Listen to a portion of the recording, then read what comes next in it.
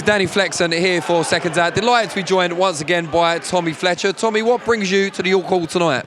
I'm up here tonight to watch Louis and Harvey and that, so they're my stablemates, so got to come show the support, show the love and watch the boxing. So that's at the Origins gym, of course, in Rainham under Mark Tibbs. Well, I met you there before, putting the work in, getting a good sparring as well. When are we going to see you in competitive action? I'm looking at early next year. I'm waiting for my promoter to be sorted, which is all in the mix now. And once we get that announced, I'll be straight out, ready to get in the mix of the cruiserweight division. Has there been a lot of interest out there promotionally? Has there been a few different offers to consider? Yeah, I've had a few different options now, but I'm looking at just who's got the best deal for me and what suits me as my characteristic and my boxing, and that's what I'll go with and choose. Just tell us a little bit about what you've been doing in the gym in the interim period, what you've been working on specifically with Mark.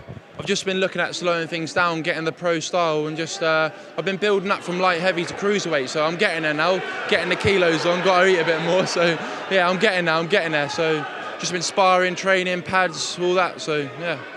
Spoke to Johnny Fisher earlier, he said you had Deontay Wilder's type power. Is that, do you go along with that? I mean, you've never hit yourself, but...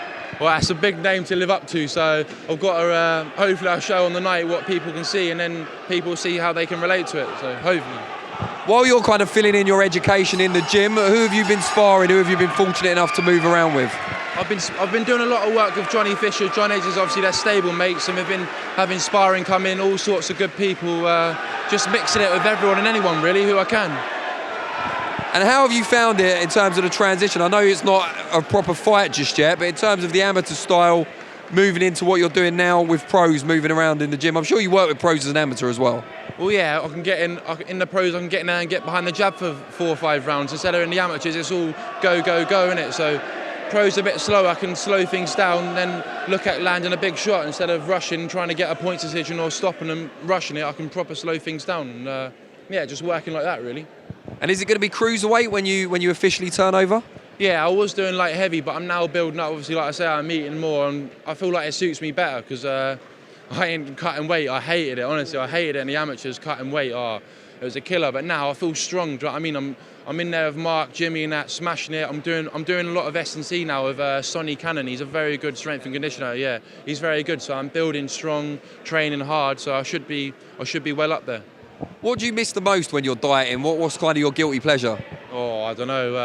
Let me just fast food. I can't say it's not good for you. You have a cheeky takeaway here and there. You got to love it, ain't you? You have. You're in a gym surrounded by people who love their food, especially Johnny Fisher. I hear Johnny Fisher going about Chinese all the time. He's dad, and that it's hard not to. Do you know what I mean? But I'm well grounded. Do you know what I mean? I've got to think as myself as an athlete and a boxer, so I know when it's time to switch on and crack on. I'll be focused. I'll be there. Aside from your own gym mates, who are the fighters around today that you look up to? Well, to be honest, I've just been sitting with my people today. I haven't really seen too many people about. Like, I've just been sitting with my pals. Like, that's it, really. Yeah.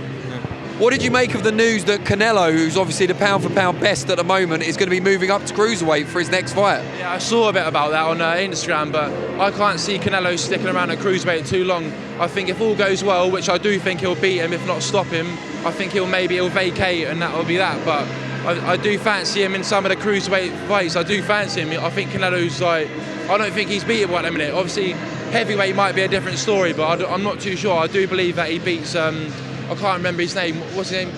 Maccabi. Yeah, I do think he beats him with ease, really. But maybe a Coley might be a bit more trickier for him. But who knows? Who knows? And talking of pound for pound, who are your top 3 at the moment?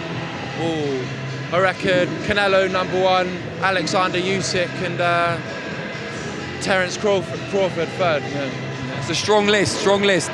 There's a big fight taking place in the US this weekend.